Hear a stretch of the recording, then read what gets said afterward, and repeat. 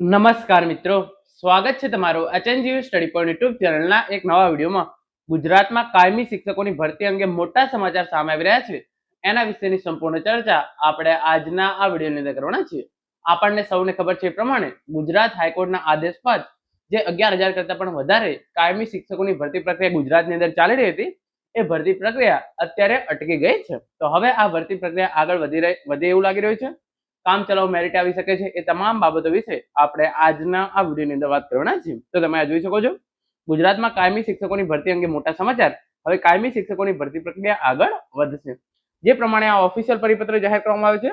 વિદ્યા સહાયક ભરતી ધોરણ 1 થી 5 ગુજરાતી માધ્યમ વર્ષ 2026 ના ઉમેદવારો માટે અગત્યની સૂચના. વિદ્યા સહાયક ભરતી ધોરણ 1 થી 5 ગુજરાતી માધ્યમ વર્ષ 2026 ની 1/4/2026 ના રોજ પ્રસિદ્ધ થયેલ જાહેરાતમાં શિક્ષણ વિભાગના 31/3/2026 ના પત્રથી મળેલ મંજૂરી અન્વયે જે ઉમેદવારો ડીએલઈડી ના છેલ્લા વર્ષમાં અભ્યાસ કરતા હોય અને ટેટ 1 પરીક્ષા પાસ કરેલ હોય તેવા ઉમેદવારોએ ઉમેદવારી નોંધાવેલ છે. એટલે કે જે ઉમેદવારો પીટીસી ના બીજા વર્ષની અંદર હોય અને ટેટ 1 પરીક્ષા પાસ કરેલ હોય એવા ઉમેદવારોને પણ જે છે એ આ ભરતી માટે ફોર્મ ભરવાની તક આપવામાં આવેલી છે. તાજેતરમાં રાજ્ય પરીક્ષા બોર્ડ દ્વારા ડીએલઈડી ના બીજા વર્ષનું પરિણામ પ્રસિદ્ધ કરવામાં આવેલ હોય. ડીએલઈડી ના છેલ્લા વર્ષમાં અભ્યાસ કરતા હોય અને ટેટ 1 પરીક્ષા પાસ કરેલ હોય તેમજ સદર ભરતીમાં ઉમેદવાર નોંધાવેલ હોય તેવા ઉમેદવારો જે 13/7/2026 થી 16/7/2026 દરમિયાન પોતાના લોગિનમાં જઈને આ ગુણ દાખલ કરી શકશે તેમજ માર્કશીટ ઓનલાઈન અપલોડ કરી શકશે.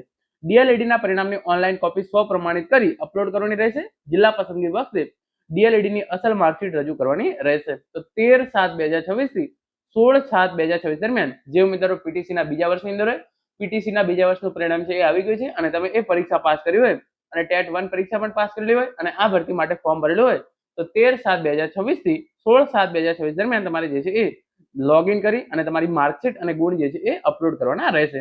અત્યારે તમે જે છે એ ઓનલાઈન પરિણામની કોપી છે એ અપલોડ કરી શકશો, પરંતુ જ્યારે તમારી જિલ્લા પસંદગી હોય ત્યારે તમારે જે છે ઓરિજિનલ માર્કશીટ જ રજૂ કરવાની રહેશે. ઉક્ત વિગતો સિવાય અન્ય કોઈ પણ વિગતોની અંદર કોઈ પણ પ્રકારનો સુધારો વધારો કરવાનો રહેશે નહીં. તેમ છતાં જો સુધારો વધારો કરેલો હશે તો તે ગ્રાહ્ય રહેશે નહીં.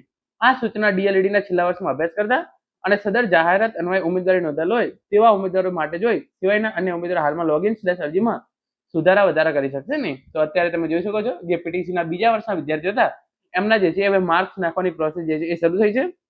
તો હવે ટૂંક જ સમયની અંદર એકવાર ગુજરાત હાઈકોર્ટ જે છે એ આ ભરતી બાબતે કોઈ નિર્ણય લે તો પછી તરત જ આ ભરતી પ્રક્રિયા છે એ આગળ વધવામાં આવશે અને ટૂંક જ સમયની અંદર આ ભરતી પ્રક્રિયા છે એ પૂરી કરવામાં આવશે. અત્યારના તબક્કે આ જે છે એ બીજા વર્ષના વિદ્યાર્થીઓ માર્ક્સ નાખી રહેશે.